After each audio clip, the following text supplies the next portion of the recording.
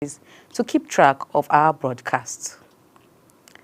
The suspended governor of Rivers State, Siminalayi Fubara, has distanced himself from militant groups threatening the federal government over the political crisis in the state. Fubara, in a statement signed by the Chief Press Secretary Nelson Chukwudi, regretted that people are trying hard to link him to militant groups. He noted that communities where the reports of explosions were reported have dismissed the claims of attacks on oil facilities, stating that the whole claims were targeted at his person.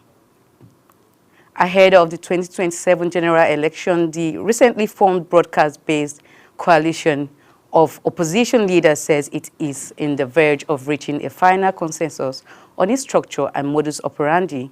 Its main hurdle has been finding an alternative political party. The coalition noted that while some individuals are raising the issue of zoning, the matter has not been formally discussed at its meetings.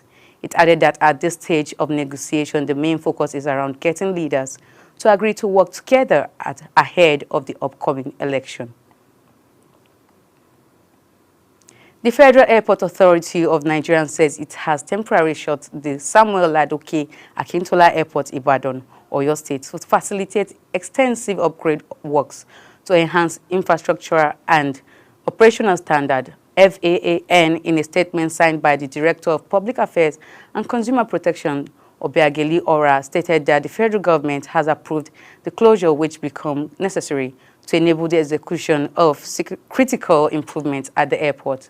The Nigerian Airspace Management Agency has consecutively closed the runway and suspended airport operations by the International Civil Aviation Organization regulation. The upgrade was part of the state government's move to transform the aerodrome into an international government. It was supposed to be a typical night commute for many, but it turned into a nightmare for those who witnessed the devastating fire on Otedola Bridge. The inferno, which engulfed a tanker and several vehicles, left a trail of destruction and chaos in its wake. The fire, which started when a gas tanker brakes failed, quickly spread to nearby businesses, including a mechanical workshop, a hospital, and several provision and clothing stores. The incident counted 18 vehicles, 10 tricycles, all of which were destroyed in the blaze.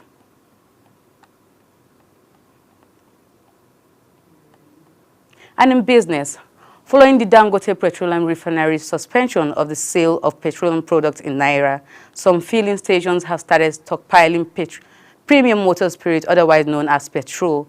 The retailers are storing the products to ensure they have enough to sell at higher rates, having projected that the price of petrol would go up soon as a result of the failure of the federal government to continue the sale of crude oil to the Dangote Refinery in the local currency.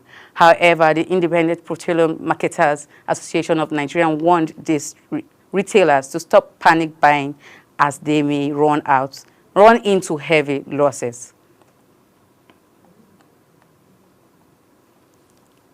And in sports, and in the foreign scene, Canadian Prime Minister Mark Carney called early election for April 28, pledging to defeat Donald Trump's drive to annex the United States' huge northern neighbor. Carney, a former central banker, was chosen by Canada's centrist Liberal Party to replace Justin Trudeau as Prime Minister, but he has never faced the country's border electorate. That will now change as Carney brought parliamentary elections forward several months from October. He made it clear that the barrage of trade and sovereignty threats coming from the U.S. president will be the focus of his campaign.